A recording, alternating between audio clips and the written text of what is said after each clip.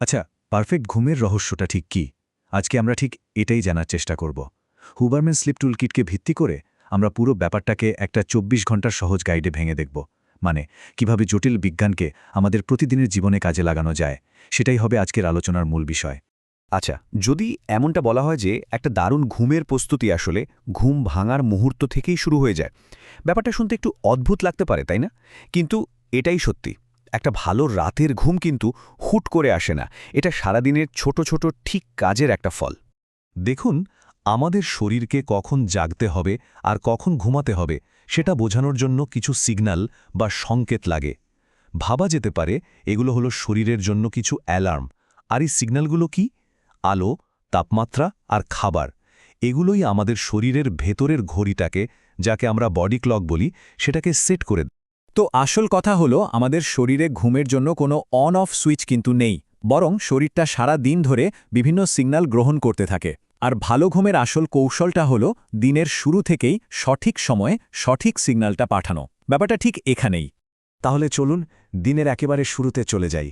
ঘুম থেকে ওঠার পরের ওই প্রথম ৬০ থেকে ৯০ মিনিট, ওটাই কিন্তু আপনার রাতের ভালো ঘুমের ভিত্তিটা তৈরি করে দেয়। হ্যাঁ, ঠিক ওই সময়টায়। সকালের একটা আদর্শ রুটিনের জন্য মাত্র ৩টে সহজ ধাপ। প্রথমটা হল সূর্যের আলো দেখা, দ্বিতীয়টা শরীরের তাপমাত্রা একটু বাড়ানো, আর সবশেষে ক্যাফেন নিতে একটু দেরি করা। এই যে ক্রমটা, এটাই আমাদের শরীরের ভেতরের ঘড়ি আর কর্টিসেল হরমোনের ছন্দটাকে একদম ঠিকঠাক মতো সেট করে দেয়। এবার আসা যাক সকালের আলোর বিষয়, যেটা খুবই গুরুত্বপূর্ণ একটা বিষয়। ঘুম থেকে ওঠার ৩০ থেকে ৬০ মিনিটের মধ্যে সরাসরি সূর্যের আলোতে যেতে হবে। আর হ্যাঁ, কোনো সানগ্লাস ছাড়া। যদি দিনটা একদম পরিষ্কার থাকে তাহলে ৫ মিনিটই যথেষ্ট। মেঘলা দিনে লাগবে ১০ মিনিটের মতো, আর আকাশ যদি বেশ মেঘে ঢাকা থাকে তাহলে ২০ মিনিটের মতো। আর চেষ্টা করতে হবে সপ্তাহে অন্তত ৮০% দিন এই নিয়মটা মেনে চলার। আলোর পর আসে তাপমাত্রা।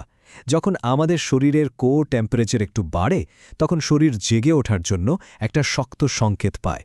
এর জন্য সবচেয়ে ভালো দুটো উপায় হল ১ থেকে ৩ মিনিটের একটা ঠান্ডা জলের শাওয়ার, অথবা দিনের শুরুতেই হালকা ব্যায়াম করে নেওয়া। এটা করলে কি হয়, সকালের কর্টিজল লেভেলটা একদম সঠিক মাত্রায় চলে আসে। এখন প্রশ্ন হল, ক্যাফেইন কেন একটু দেরিতে নিতে বলা হচ্ছে? এটা বুঝতে হলে আমাদের অ্যাডেনোসিন নামের একটা কেমিক্যালকে চিনতে হবে। ব্যাপারটা হলো, সারাদিন ধরে আমাদের ব্রেইনে এই অ্যাডেনোসিন জমতে থাকে, আর এটাই আমাদের ক্লান্ত করে, ঘুমের চাপ তৈরি করে। ক্যাফেইন কি করে?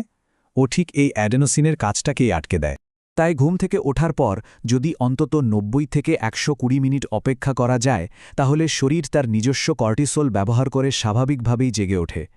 এর সবচেয়ে বড় সুবিধা হল, দুপুরের দিকে যে হঠাৎ করে ক্লান্তি চলে আসে, বা যেটাকে আমরা ক্যাফেইন ক্র্যাশ বলি, সেই সম্ভাবনাটা অনেকটাই কমে যায়।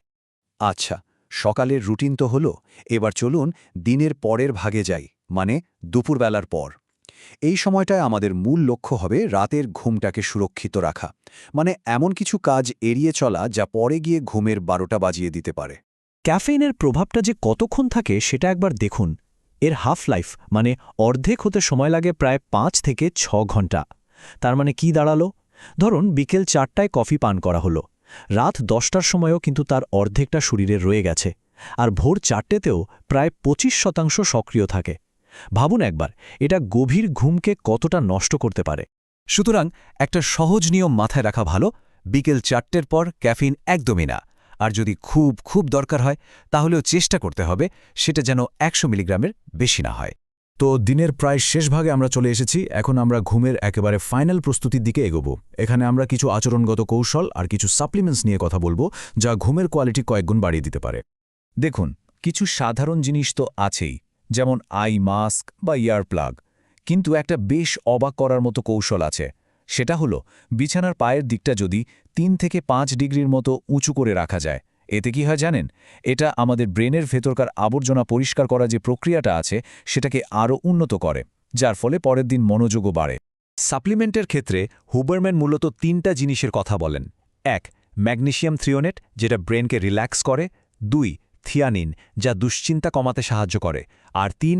অ্যাপিজেনিন, যা ক্যামোমাইল থেকে পাওয়া যায়, এবং এটা হালকা ঘুমের আবেশ তৈরি করে। তবে একটা কথা কিন্তু মনে রাখতে হবে, এগুলো শুধুমাত্র সাহায্যকারী, কোনো ম্যাজিক পিল নয়। আর এখানেই হুবারম্যানের সবচেয়ে গুরুত্বপূর্ণ পরামর্শটা আসে। তিনি বলেন সাপ্লিমেন্টগুলো একবারে না নিয়ে একটা একটা করে ট্রাই করতে। এতে ঠিক বোঝা যায় কোনটা শরীরে আসলেই কাজ করছে। মানে ব্যাপারটা হলো নিজের জন্য একটা কাস্টমাইজড আর সায়েন্টিফিক অ্যাপ্রোচ তৈরি করা। কিন্তু বাস্তব জীবনে তো আর সবকিছু নিয়ম মেনে চলে না, তাই না? উইকেন্ডে রুটিন এদিক ওদিক হয় বা হঠাৎ মাঝরাতে ঘুম ভেঙে যায়। চলুন দেখি এই ধরনের সমস্যাগুলো কিভাবে সামলানো যায়।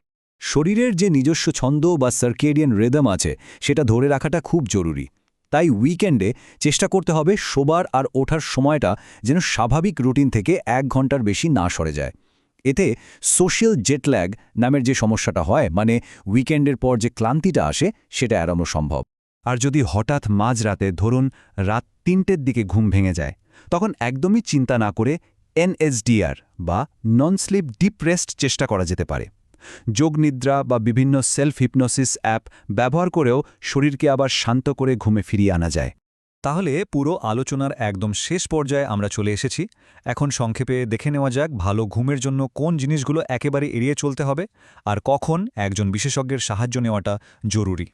ভালো ঘুমের জন্য কয়েকটা জিনিসকে সরাসরি না বলতে হবে, যেমন মেলাটোনিন সাপ্লিমেন্ট, কারণ এগুলো ডোজ প্রায়ই অনেক বেশি থাকে। তারপর আছে বেনজোডায়াজেপাইনস বা জেড ড্রাগস, যেগুলো ঘুমের কোয়ালিটি আরও খারাপ করে দেয়। আর অবশ্যই অ্যালকোহল, যেটা ঘুমের যে রেস্টোরেটিভ বা শরীরকে সারিয়ে তোলার ক্ষমতা সেটাকেই নষ্ট করে দেয়।